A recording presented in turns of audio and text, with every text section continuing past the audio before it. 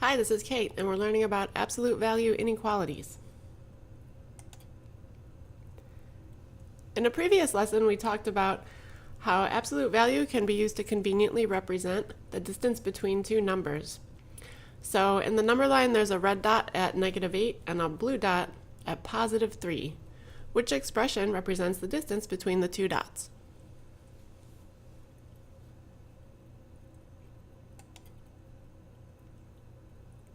You could represent that distance with either choice A or B.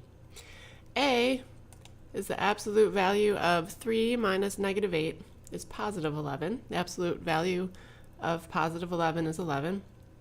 And B is the absolute value of -8 minus 3, which is -11. But the absolute value of -11 is also 11. If you want to represent the distance between x and y, it's correct to say either the absolute value of x minus y or the absolute value of y minus x. Both of those expressions will get you the distance between x and y. Claire and Emma both live on Shady Lane. Claire lives at number 16 and Emma lives 7 houses away. This is a problem we explored in the lesson about absolute value. We could restate the problem more simply as the distance between the unknown and 16 is 7. If we wanted to draw a picture of it, it would look like this. 16 in the middle and the unknown address 7 away on either side. We can represent the scenario with an equation. The absolute value of x minus 16 equals 7, because again, the absolute value of x minus 16 represents the distance between number 16 and the unknown. The 16 is the anchor point on the number line.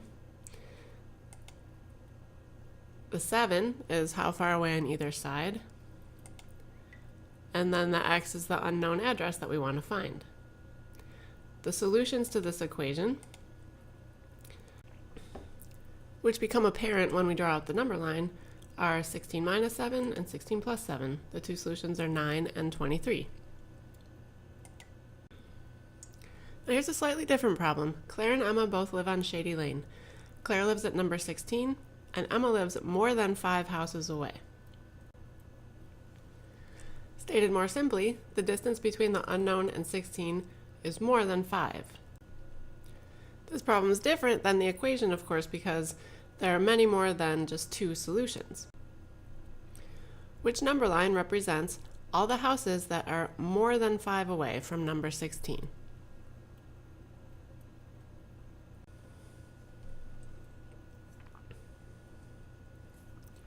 More than 5 implies that she can't live at exactly 11 or exactly 21. She's got to be further away than that. So the best representation is choice C.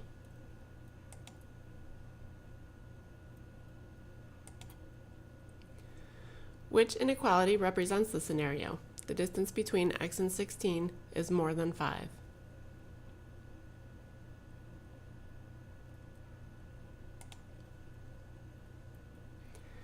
A is the best choice. We translate more than 5 to the greater than symbol. Finally, what's the best way to write out the solutions to this inequality? Which choice represents all the numbers that are smaller than 11 or bigger than 21?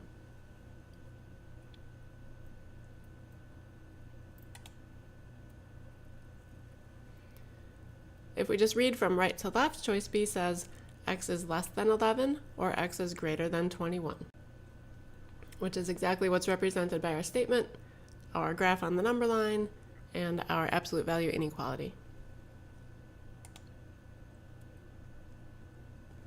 A thermostat keeps the temperature in a room within 3 degrees of its setting.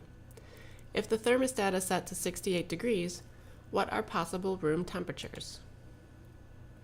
First, let's translate this into a simpler statement. Which statement corresponds to the problem? Read them carefully.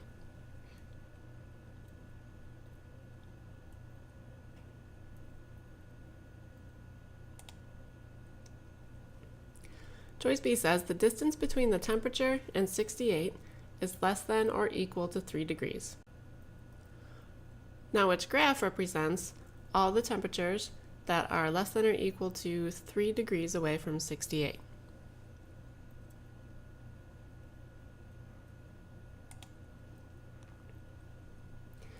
Choice A represents the scenario, as it's graphing all the temperatures that are within 3 degrees of 68. Please choose the absolute value inequality that best represents the distance between the temperature and 68 degrees is less than or equal to 3.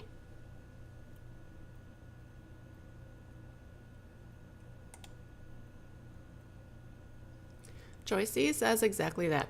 The absolute value of x minus 68 means the distance between x and 68, and we want to say that that distance is less than or equal to 3.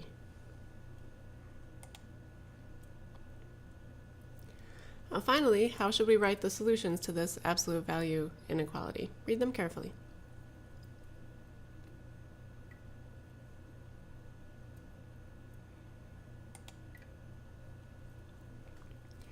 We can write the solution in a very compact way by saying 65 is less than or equal to the solution, and the solution is also less than or equal to 71. To summarize, if we say the absolute value of x minus c is less than d, we're saying the distance that something is away from c is less than d. To graph the scenario on the number line, we would put c as the anchor point in the middle, and the solutions would be everything on either side all the way up to d away. And then we could write the solutions as one compound statement of x being in between c minus d and c plus d. If the problem looks more like the absolute value of x minus c is greater than d, we're saying that the distance from c is more than d. So the graph would look like so. Everything that's further away than d away from the anchor point c. And we need to write the solutions as two separate statements. The solutions are everything that's less than c minus d, or everything that's greater than c plus d. Since the solution is two disjoint sets, we have to state it with two separate statements. This is Kate, and you'll be learning about absolute value inequalities.